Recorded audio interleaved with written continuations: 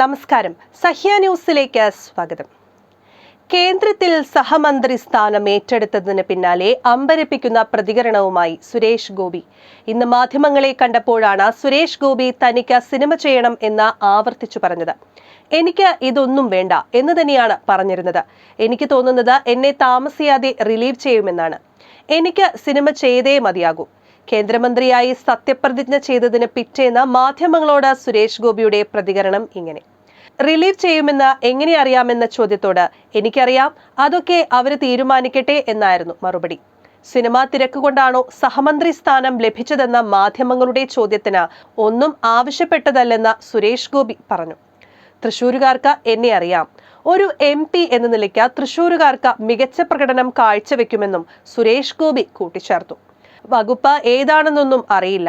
അതറിഞ്ഞാലല്ലേ എന്തൊക്കെ എങ്ങനെയൊക്കെയുള്ള കാര്യങ്ങളിലാണ് ഇടപെടാൻ കഴിയുക എന്നറിയാനാകൂ.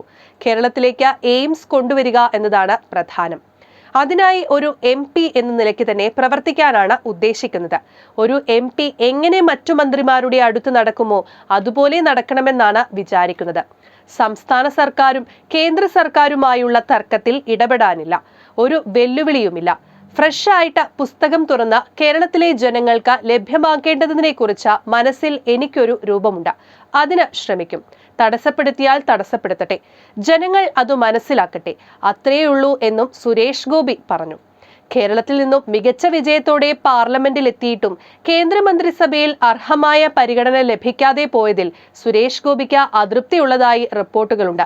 4 സിനിമകൾ ചെയ്യാനുണ്ടെന്ന് BJP കേന്ദ്ര നേതൃത്വത്തെ സുരേഷ് ഗോപി നേരത്തെ അറിയിച്ചിരുന്നു. News desk, Sahya news.